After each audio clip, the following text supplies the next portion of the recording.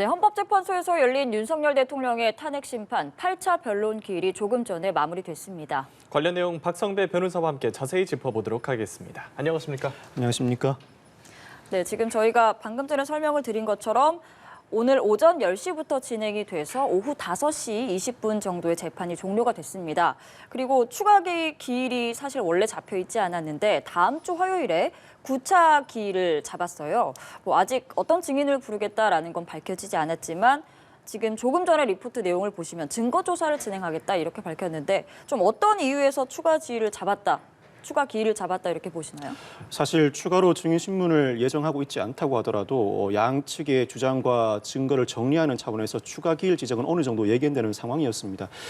증거 조사는 증인 신문보다는 기존에 현출된 서류에 대한 증거 조사를 일컫는 것으로 보이고 만약 9차 변론 기일에서 추가 증인 신문을 채택하게 된다면 그때는 그 이후 또 다른 변론 기일이 지정될 것입니다. 즉 10차, 11차 변론 기일이 지정될 것인데 9차 변론 기일에서 윤 대통령 측이 신청하는 증인 신문을 채택할지 여부가 현출되고 나아가서 증인 신문을 더 이상 채택하지 않는다면 9차 변론 기일에서는 양측의 주장을 정리한 상태에서 추가로 헌법재판소가 최종적으로 궁금한 사항을 묻고 답을 들은 이후에 윤 대통령 측의 최후 변론을 듣고 사건을 마무리할 것으로 전망됩니다. 예, 윤석열 대통령이 탄핵 심판에서 조태용 국정원장을 직접 증인 신문하게 해달라고 요청을 했는데 불공정 재판의 우려가 있다면서 받아들이지 않았거든요.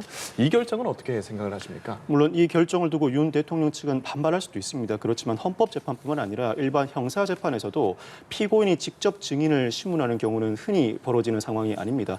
통상 피고인이 선임한 변호인이 증인에 대해서 신문을 진행하고 특히 이 사건의 경우에는 애초에 국회 측에서 윤 대통령의 영향력을 우려해서 증인 신문 과정에서 윤 대통령이 퇴정하거나 가림막을 설치해달라는 요청을 한 바가 있습니다. 헌법재판소가 만약 그 요청을 받아들이게 되면 피소추자인 윤 대통령의 방어권 행사에 지장을 준다는 이유로 그 요청은 받아들이지 않았는데 결국 그럼에도 불구하고 향후 증인 신문이 이루어진 이후에 발언권을 주는 방향으로 윤 대통령의 방어권을 어느 정도 보장하고 있는 것으로 보입니다.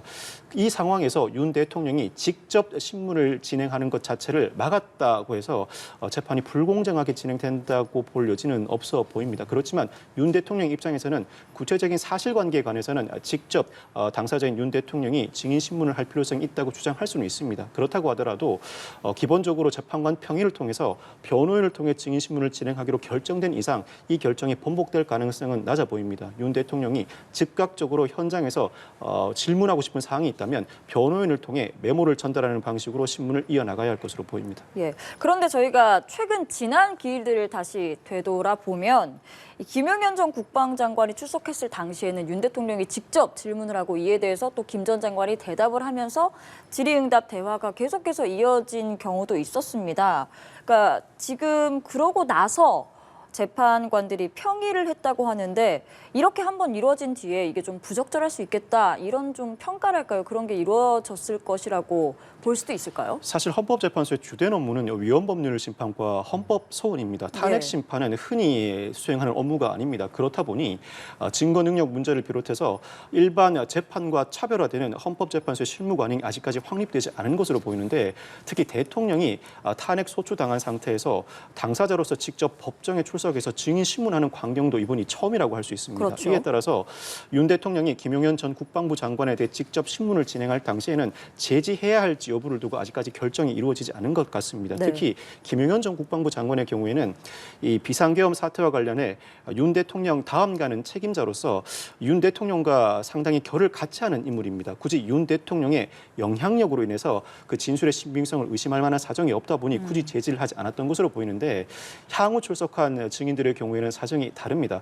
김용현 전 국방부 장관에 대해서 윤 대통령이 직접 신문을 진행한 이후에 향후 출석할 증인들에 대해서는 어떤 조치를 취해야 할까 재판관 평의를 거쳐 일반 형사재판과 유사하게 변호인을 통해 증인 신문을 진행하는 것이 합당하다는 결론에 이른 것으로 보입니다. 네, 알겠습니다. 그러면 오늘 이제 증인 신문에서 나온 얘기들을 좀 짚어보도록 하겠습니다.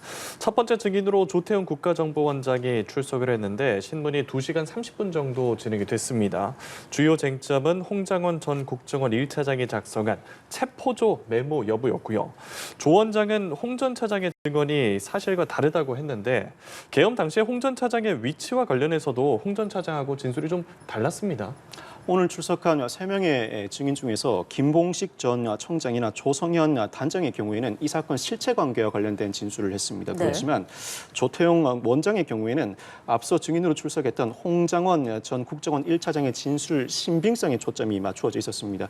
사실 이 사건 실체 관계에 대해서는 조 원장이 구체적으로 진술할 만한 위치에 있지 않다고도 보여집니다. 그럼에도 불구하고 윤 대통령 측이 조 원장을 증인 신문으로 채택한 이유는 홍 전 차장의 진술 내용이 상당 부분 윤 대통령에게 불리하다는 판단에 이르렀기 때문입니다. 이에 따라서 조태용 국가정보원장에 대해서 윤 대통령 측이 홍장원 전 차장의 진술 신빙성을 가늠할 만한 질문을 쏟아내기 시작하는데 무엇보다도 조 원장은 애초에 홍 원장이 기존 법정에 출석해 진술한 바 메모를 작성한 장소에 대해서도 근본적인 의문을 제기했습니다. 네.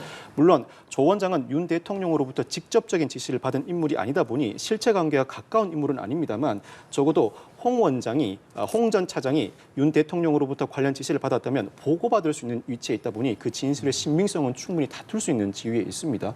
무엇보다도 홍 전 차장이 지난 기일에 증인으로 출석해서 당시 메모를 작성할 때 국정원 공간 앞에 있었다는 취지의 진술을 했는데 예. 그 진술 이후에 조 원장이 사실관계를 확인했던 모양입니다. CCTV를 확인해 봤더니 당시 홍 전 차장은 공간에 있었던 것이 아니라 자신의 청사 사무실에 있었다. 예. 애초에 메모를 작성한 당시 상황, 즉 구체적으로 장소에 관련해서도 정확한 진술을 하지 못하는 이상 진술 전반의 신빙성이 낮다는 취지의 진술을 한 것으로 보입니다.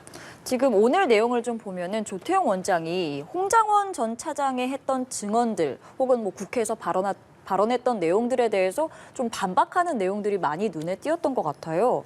또 제가 눈여겨본 부분이 당시에 비상계엄 당시에 이 홍장원 전 차장이 조태용 원장에게 전화를 해서 방첩사를 지원하라고 합니다. 윤 대통령이 이렇게 얘기를 했더니 자신의 기억으로는 당시에 조태용 원장이 내일 아침에 이야기하자라면서 전화를 좀 끊었다. 이렇게 이제 홍장원 전 차장이 진술을 했었거든요, 증언을. 근데 이 내용에 대해서도 조태용 원장이 정확히 이런 말이 있었는지 모르겠다. 그리고 자신은 홍장원 전 차장이 먼저 자기에게 이야기를 할 때 잘 알아듣지 못하게 보고를 했었다. 그러니까 즉 당시 비상계엄 당시에 나눴던 통화 내용, 대화 내용에 대해서 두 사람의 그 발언이 조금 엇갈리고 있는 상황이거든요. 어떤 게 진실일지가 알 수 없는 상황인 건데 이런 부분도 당시 어떤 비상계엄 사태를 파악하는 데 좀 도움이 될까요? 재판부가 증언의 신빙성을 판단하는 과정에서는 그 증인이 앞서 진술한 내용과 후에 진술한 내용이 어느 정도 일치하는지 여부도 판단할 뿐만 아니라 여타 증인의 진술과 기타 정황과의 일치 여부도 확인하게 됩니다. 예. 조 원장의 경우에는 경찰 조사 과정에서 비교적 상세한 진술을 한 이후에 미묘한 진술 변화가 있다는 평가가 나오고 있습니다. 그 진술의 변화가 사소한 부분의 변화에 그친 것인지 본질적인 변화인지가 주요 쟁점으로 불거질 것으로 보이고 예. 홍 전 차장이 비교적 구체적인 진술을 하고 있는데 이 진술의 신빙성을 탄핵하기 위한 차원에서 조 원장이 오늘 국회가 아니라 헌법재판소에 출석해서 신빙성을 다투는 진술을 했습니다. 상당 부분 엇갈리는 진술을 하고 있는데 적어도 대통령으로부터 방첩사를 지원하라는 지시를 받았고 관련 보고를 받았다는 사실 자체는 인정하고 있습니다. 이 부분도 의미가 있는데 더 나아가서 방첩 사령관과 통화를 했는지 관련된 체포조 명단이 오고 갔는지 여부에 대해서는 관련 보고를 받은 바가 없다고 진술하고 있습니다. 이 진술 내용은 구체적인 홍 전 차장의 진술에도 불구하고 그 신빙성을 탄핵할 수준에 이를 수 있는지 무엇보다 조 원장의 진술이 앞뒤 선후 관계에 비추어 어느 정도 신빙성이 있는지 나아가서 홍 전 차장은 비교적 구체적인 진술을 하고 있는데 오늘 반박하는 진술, 즉 조 원장의 진술 내용이 어느 정도 구체성을 갖고 있는지에 따라 어느 정도 헌법재판소의 심정에 영향을 미칠 것으로 보입니다. 사실 아이러니하게 증인이 진술을 할 때 어느 일방에 일방적으로 유리하게 진술한다고 해서 신빙성이 높다는 평가를 받지는 않습니다. 사실 조사 과정에서 조서에 기재되는 진술과 달리 재판관들은 법정 현장에서 평소 대화하듯이 날 것 그대로의 진술을 듣길 원합니다. 날 것 그대로의 진술을 듣다 보면 어느 일방에 유리한 진술을 하기도 하고 불리한 진술을 하기도 하고 또 사람이 기억을 되살려서 진술하는 과정에서 사소한 부분은 앞뒤 선후 관계에 따라 달라지는 경우도 있습니다. 예. 오히려 어느 일방에 유리하기도 하고 불리한 진술을 할 뿐만 아니라 일부 사소한 부분에 오류가 있거나 차이가 나는 진술을 하는 그 증인의 진술에 신빙성을 더 높게 부여하는 경우가 상당히 많습니다. 이와 같은 기준에 따라서 홍 전 차장의 진술의 신빙성을 더 높게 평가할 것인지 조 원장의 진술의 신빙성을 더 높게 평가할 것인지 결정할 것으로 보입니다. 예, 조 원장은 지난해 여름쯤 국회 정보위원회에서 홍 전 차장이 야권 인사에게 수차례 인사청탁을 했다는 말을 듣고 정치적 중립성을 의심하게 됐다 이런 얘기까지 했거든요. 어떤 의도로 얘기했다 볼 수 있을까요? 사실 윤 대통령 측이 이와 같은 발언을 했다면 일방적인 증인에 대한 흠집 내기라는 비판을 면하기 어려웠을 것입니다. 네. 그렇지만 홍 전 차장의 직근 상급자인 조 원장이 직접 법정에 출석해서 이와 같은 발언을 한다면 어느 정도 신빙성이 높다는 평가를 받을 수 있습니다. 특히나 이와 같은 발언을 들었던 장소가 국회 정보위 회의 과정이었었고 이 발언을 듣고 자신이 상당히 놀랐다는 진술을 함으로써 홍 전 차장의 진술 신빙성을 상당 부분 공격할 수 있는 빌미가 제공된 것입니다. 그렇지만 사실 조 원장의 발언 중에 홍 전 차장의 메모와 관련된 부분, 윤 대통령 측은 메모와 관련된 질문에 상당한 질문의 시간을 소요한 것으로 보이는데 메모와 관련된 질문도 상당 부분 의미가 있습니다만 메모와 관련된 질문에 지나치게 매몰될 필요는 없어 보입니다. 홍 전 차장의 진술 중에는 메모와 관련된 진술 외에도 체포와 관련된 지시, 그 체포와 관련된 지시를 여타 인물들도 들었다는 취지의 진술도 나오고 있는 이상 이 메모 관련된 진술 외에도 여타 체포 관련 지시를 들었다는 각종 진술의 신빙성을 탄핵하는 절차나 이미 현출돼 있는 수사기록상 체포와 관련 지시를 들었다는 인물들의 진술을 탄핵하는 절차를 밟았어야 하는 것 아닌가라는 아쉬움도 듭니다. 네, 오늘 헌법재판소에서 8차 변론 기일이 진행이 됐고 지금은 종료가 된 상태이고 지금 첫 번째 증인으로 나왔던 조태용 국정원장 증언 내용들에 대한 이야기를 계속 나누고 있는 상황입니다. 자, 그리고 이 홍장원 전 1차장이 오늘 증인신문에서 굉장히 중요한 인물로 계속해서 언급이 됐었는데요.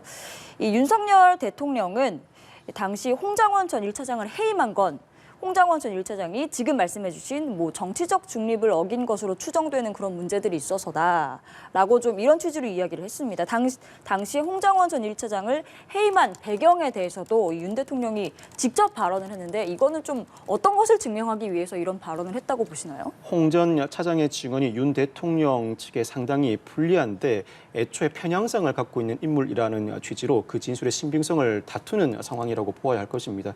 상황에 따라서는 헌법재판관들이 홍 전 차장의 진술의 신빙성을 판단하는 과정에서 어느 정도 편향성이 있다는 판단을 할 가능성도 있어 보입니다. 그렇지만 편향성이 인정된다고 한들 그 진술의 신빙성을 쉽게 포기할 수 있는지는 별개의 문제라고 할 수 있습니다. 앞서 설명해 드렸던 것처럼 일부 편향성이 있다고 하더라도 일부 유리한 진술과 불리한 진술을 동시에 진술할 뿐만 아니라 사소한 진술 차이가 드러나는 진술이 오히려 신빙성이 높다는 판단을 받는 경우가 많고 이 사건의 경우에는 홍 전 차장의 진술뿐만 아니라 군 관계자들 나아가 실무자들 단계에서의 각종 진술도 나오고 있습니다. 예, 알겠습니다. 조금 전 저희가 현장을 연결해서 보여드린 것처럼 윤석열 대통령 측 윤곽근 변호사가 오늘 변론 기일에서 이렇게 이야기를 했습니다. 지금 우리가 신청하고 있는 주요 증인 신청을 재판관들이 기각을 하고 있다. 규정을 위반하며 재판을 진행하고 있다. 이런 심리가 계속되면 우리 대리인단이 중대한 결심을 할 수밖에 없다라고 했거든요. 이게 어떤 의미인지 또 이런 만약에 중대한 결심을 한다면 또 어떤 일들이 생길지도 궁금하거든요. 변호인이 재판 과정에서 재판관을 향해 중대한 결심을 공언했다면 두 가지를 생각해 볼 수 있는데 첫째는 기피 신청이고 둘째는 사임이라고 할 수 있습니다. 그렇지만 헌법재판의 탄핵 심판이 상당 부분 종반으로 치닫고 있는 상황에서 절차의 불공정성을 이유로 기피 신청을 한다고 해도 재판부가 받아들일 가능성은 지극히 낮습니다. 그렇다면 사임을 거론하는 것으로도 볼 수 있는데 사임을 한다면 결국 그 불이익은 윤 대통령 측에 돌아갈 수밖에 없습니다. 더군다나 헌법재판은 단심제이므로 그 불이익은 상당히 되돌릴 수 없는 지경에 이릅니다. 이 발언은 향후 헌법재판소가 탄핵 심판을 인용한다고 하더라도 받아들일 수 없다는 사전 고지 내지는 경고 발언으로 평가해야 할 것 같습니다. 네, 지금 윤석열 대통령이 오늘 재판에서는 또 증인을 신청해달라고 요청을 했습니다. 한덕수 국무총리, 또 홍장원 전 국정원 1차장, 오늘 많이 언급됐던 인물인데 이런 증인 신청이 지금 추가 기일이 잡혀 있긴 한데 증인 신청이 좀 받아들여질 거라고 보십니까? 아마 내일 평의 과정에서 헌법재판관들이 협의할 것으로 보이는데 한덕수 국무총리의 경우에는 비상계엄 선포 과정에 일부 개입한 정황은 있습니다만 굳이 이 사건 탄핵 심판 결정에 필요한 인물이 아니라는 이유로 기각된 바가 있습니다. 그 결정을 번복할 가능성이 현재로서는 낮아 보이고 예. 홍 전 차장에 대한 재신문은 오늘 진행된 조 원장에 대한 신문 과정에서 홍 전 차장의 진술 신빙성에 상당한 의문이 제기될 때 비로소 재신청이 받아들여질 것으로 보입니다. 그렇지 않은 경우에는 모든 증인 신청을 기각하고 다음 기일에 변론을 종결할 가능성도 상당히 높아 보입니다. 예. 예, 알겠습니다. 윤석열 대통령은 현재 구치소를 향해서 계속 이동하고 있고요. 저희가 화면 통해서 오른쪽 화면 통해서 구치소 헌재를 나와서 구치소로 이동하는 모습 계속 보여드리고 있습니다. 조태용 원장에 대해서 좀 얘기를 더 해보면 이상민 전 장관이 봤다는 단수 지시 쪽지에 대해서 본 적이 없다라는 입장을 밝혔습니다. 그리고 신원식 실장이 들었다는 비상한 조치에 대해서도 들은 적이 없다고 증언했는데 역시 앞선 증인들과 내용이 좀 엇갈리는 상황이거든요. 이 부분도 어떻게 해석을 해야 될까요?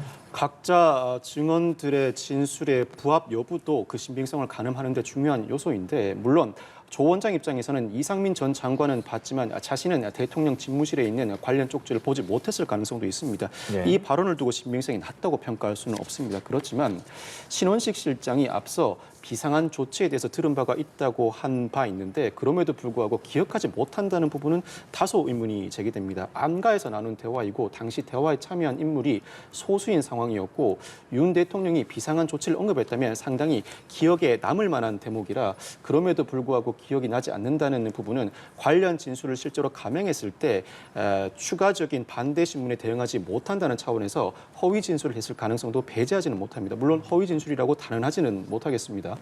뿐만 아니라 조 원장이 오늘 여러 가지 진술을 내놓았는데 재판부 입장에서는 이미 수사 기록을 통해 관련자들 진술이 상당 부분 확보된 상황입니다. 아직까지 증인으로 출석해 진술을 하지 않았습니다만 실무자 간의 대화가 남아있고 단체 대화방에 관련 대화도 남아있는 상황입니다. 여기에 선관위 장악과 관련된 대화 내용이나 포승줄, 안대도 현출돼 있는 상황인데 만약 주요 증인들에 대한 증인 신문 결과 주요 증인들의 진술 신빙성이 상당히 의심스럽다면 이때는 실무자들, 즉 하위 직급자들에 대한 추가 증인 신문을 이어나갈 가능성이 높습니다. 그런데 더 이상의 증인 신문을 이어나가지 않고 추가 증인 신문 없이 다음 변론기일 또는 그 다음 변론기일에 모든 형사 재판, 나아가 탄핵 심판 절차를 마친다면 이때는 그 진술의 신빙성을 흔들 만한 사정이 없다는 판단에 따라 탄핵 인용 판결을 할 가능성이 높다는 정황입니다. 알겠습니다. 오늘 조태용 국정원장이 첫 번째 증인으로 출석을 했는데 증인 신문이 굉장히 좀 길게 이루어졌거든요. 2시간 30분 정도 이루어졌는데 말미에 윤석열 대통령이 직접 발언도 했어요. 거의 한 18분 정도 발언을 직접 했는데 우선은 국무회의 상황에 대해서 언급을 좀 했습니다. 비상계엄 선포 당시 국무회의를 열고 심의 의결이 필요했다는 사실을 자신은 명확히 인지하고 있었다라는 취지로 이야기를 했고요. 그러면서 소추인 측에서 여러 가지 이야기를 조합해서 의혹을 제기하고 있다. 완전히 뒷다리 잡는 이야기를 많이 한다. 이렇게 비판을 했습니다. 자신에 대한 탄핵 심판에서 소추인이 뒷다리 잡는 이야기를 한다라고 언급을 한 건데 이런 윤 대통령의 발언은 좀 어떻게 해석을 할지. 이 사건 비상계엄 선포가 실체적 요건을 갖추었는지 근본적인 의문이 제기됩니다만 더 나아가서 국무회의를 거쳤는지 절차적 요건을 갖추었는지도 상당한 의문이 제기되는 상황입니다. 그런데 윤 대통령 입장에서는 절차적 요건도 충분히 갖추었다는 진술을 하고 싶은데 관련 증인이 채택되지 못한 상황입니다. 이미 일부 국무위원들은 수사 과정이나 언론사 앞에서 제대로 된 국무회의가 이루어지지 않았다는 진술을 한 바가 있습니다. 그렇다면 윤 대통령 입장에서는 그 진술에도 불구하고 온전한 국무회의가 이루어졌다는 진술을 해야 할 수밖에 없는 상황인데 기회가 주어지지 않으니 증인신문 의외에 자체 발언권을 얻었을 때 절차적 요건을 갖추었다는 진술을 할 수밖에 없던 상황으로 보입니다. 절차적 요건도 상당 부분 갖추었으니 비상계엄의 선포에 당 부당은 충분히 거론하지 못하는 상황, 비상계엄은 정당하다는 취지의 주장을 하고 싶은 것입니다. 예, 알겠습니다. 조태용 국정원장 증인 신문에서 나왔던 내용에 대해서 얘기를 들어봤고요. 이어서 김봉식 전 서울경찰청장 증인 신문 내용도 짚어보겠습니다. 이 청장은 계엄 당시에 국회 외곽을 봉쇄한 혐의 등으로 구속 기소된 상태인데 김 전 청장 역시 윤 대통령으로부터 체포라든지 봉쇄 지시 받은 사실이 없다라고 주장을 했거든요. 어떻게 봐야 할까요? 김봉식 전 청장의 경우에는 이미 형사재판에서 구속 기소된 상황이라 일부 진술에 제한이 있습니다. 예. 공판 준비 기일을 진행하는 과정에서도 혐의를 전면적으로 부인하고 있는데 혐의 부인의 취지는 고의나 목적이 존재하지 않고 공모관계를 부인하는 취지였습니다. 실체관계에 대해 적극적으로 진술을 할지 의문이 제기되었습니다만 생각보다는 오늘 헌법재판소의 증인으로 출석해서 주요 인사체포나 국회 봉쇄 지시를 받은 사실이 없다고 상당히 적극적인 진술을 하고 나섰습니다. 예. 이 진술의 신빙성도 기존 수사 단계에서 진술한 내용이나 김봉식 전 청장에 대한 기소가 이루어질 때에는 단순히 김 전 청장에 대한 진술뿐만 아니라 그 김 전 청장으로부터 지시를 받았거나 당시 통화 내용, 무전 내역과 관련된 상당한 자료도 확보돼 있을 것으로 보입니다. 그 수사 기록과의 일치 여부도 확인해야 할 필요가 있고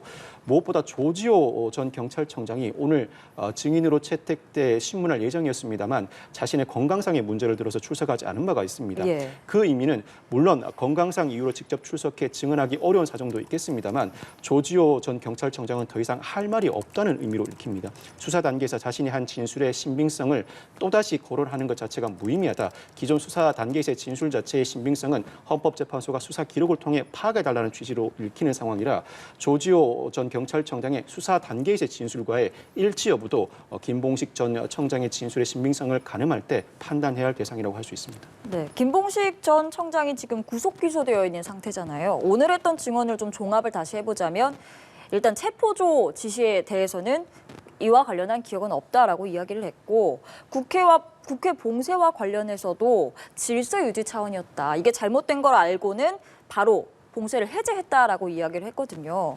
지금 김봉식 전 청장 그리고 이진우 여인영 전 사령관 모두 구속 기소되어 있는 상태인데 아무래도 좀 자신의 형사 재판이 진행 중인 상황이다 보니까 헌법재판소에서 증언을 할 때 좀 이런 부분을 고려해서 증언을 하는 거 아닐까 하는 의문도 들었거든요. 당장 자신에게 죄가 더 쉬워질 만한 사실 관계이다 보니 적극적인 진술을 하기가 어려운 측면이 있습니다. 헌법재판소 재판관들도 그 사실을 모를 리가 없습니다. 그렇다면 이때는 진술의 신빙성을 판단할 때 단순히 공모관계가 없다는 취지를 넘어서서 체포 지시, 나아가서 국회 봉쇄 지시를 받은 사실이 없다는 전향적인 진술을 하고 있는데 자신의 형사재판을 염두에 두고 진술을 한 것에 불과한 것인지 실제로 그와 같은 지시를 받은 사실이 없어서 이와 같은 진술을 하는 것인지 가늠해볼 대목이 있습니다. 그 가늠해볼 대목은 일부 기준이 관련자들이 같은 진술을 하고 있는가 무엇보다도 이와 같은 진술을 하고 있는데 그 진술을 하고 있는 증인으로부터 사건 당시에 들었다는 여타 하급 실무자들이 어떤 진술을 하고 있는지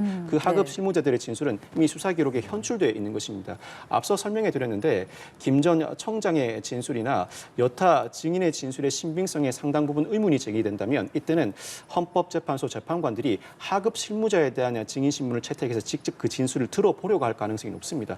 만약 이와 같은 조치를 후속 조치로 실행하지 않는다면 이미 수사 기록에 현출되어 있는 내용이나 증인들의 진술 내용의 신빙성을 충분히 이 단계에서도 판단할 수 있다는 결론에 이르렀다는 의미이고 그렇다면 지금까지 나타난 증인들의 진술에도 불구하고 돌발 변수가 현출되지 않았다는 의미입니다. 그렇다면 탄핵 심판은 이대로 종결돼서 인용 가능성은 아직까지는 더 높다고 평가할 수밖에 없습니다. 알겠습니다.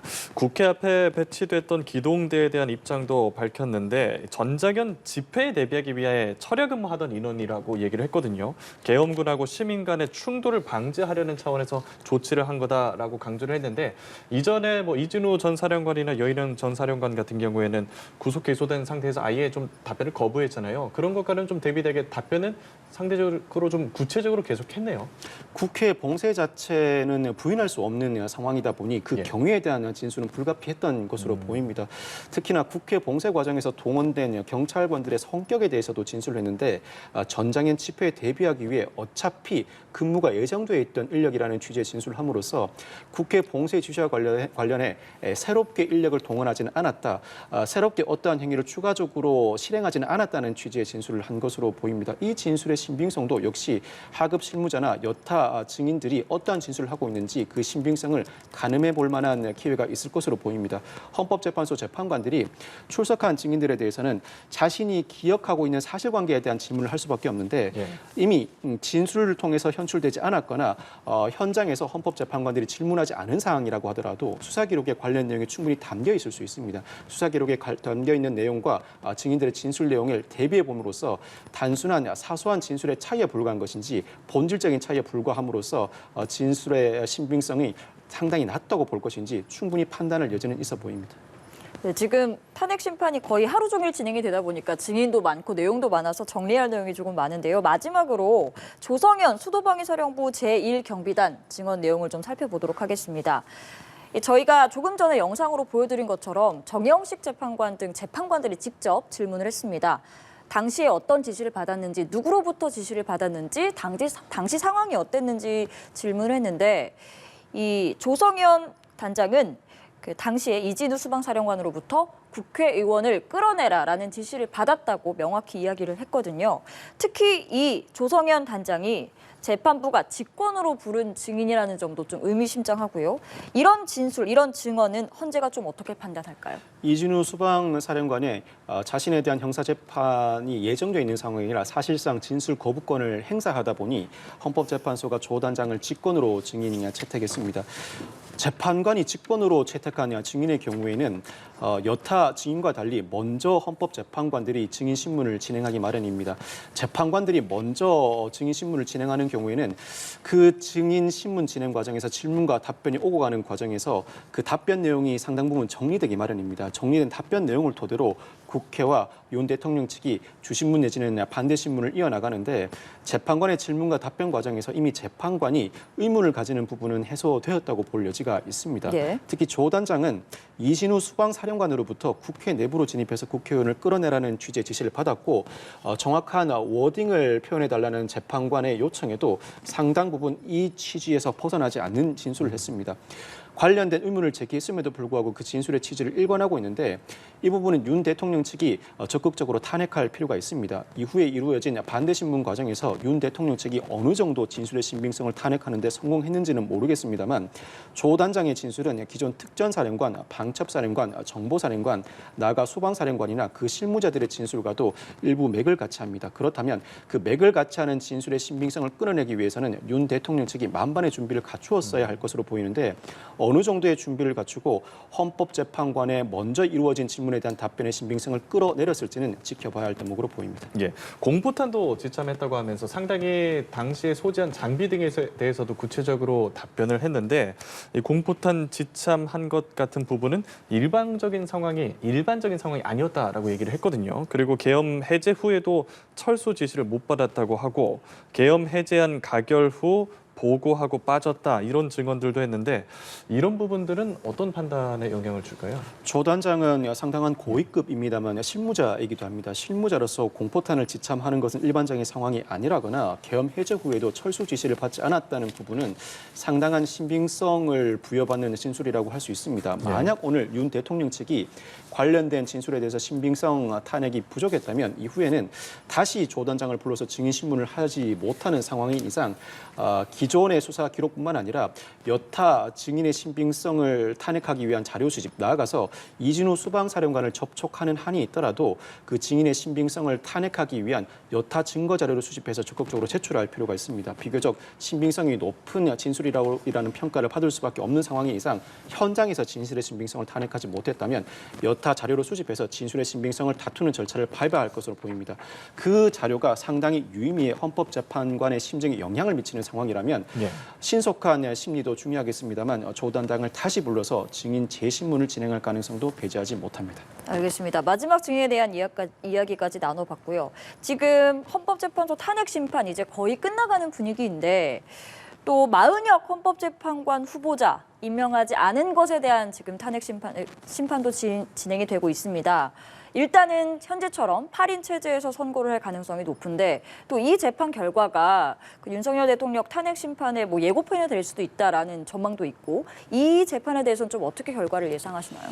탄핵 심판의 심리 진행 정도에 비춰볼 때 다음 주나 다다음 주에는 변론이 전체적으로 종결될 것으로 보이고 그로부터 2주 내지는 3주 후에는 판결이 선고될 것으로 보입니다. 그렇다면 3월 초나 중순경에는 탄핵 심판에 대한 판결이 선고될 것으로 보이는데 만약 헌법재판관이 그 사이에라도 임명된다면 헌법재판소는 두 가지 결정을 할 수 있습니다. 예. 만약 헌법재판관을 이 사건 선고에 관여하게 하는 결정을 할 수 있는데 이때에는 변론 절차가 종결되었음을 전제로 변론을 다시 재개해야 합니다.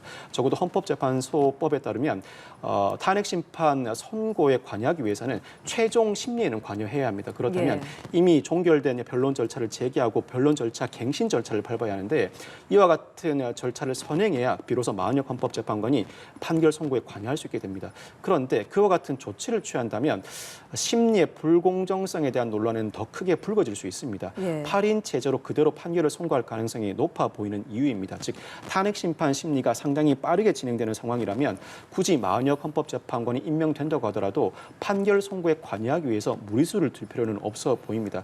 만약 무리수를 둔다면 관련 논란이 더 뜨겁게 일 가능성이 높아 보이기 때문입니다. 예, 변론 기일은 이제 한 차례 연장이 된 상황입니다. 예상됐던 내용인데 더불어서 늦어도 3월 안에는 선고가 내려질 거라는 전망이 있거든요. 앞으로 남은 절차 어떻게 진행될지 한번 짚어주시죠. 9차 변론 절차에서 양측의 주장과 증거를 정리하는 절차를 밟고 그동안 현출되었던 증인의 증언 내용뿐만 아니라 수사 서류를 비롯한 각종 서류의 증거 조사를 완료할 것으로 보입니다. 내일 평의 절차에서 윤 대통령 측이 신청한 각종 증인 신청을 받아들일지 여부를 결정할 테인데 9차 변론 절차에서 윤 대통령이 신청한 증인 신문을 받아들인다는 결정을 하게 되면 그때는 10차, 11차 변론 절차를 이어나갈 수밖에 없습니다. 예.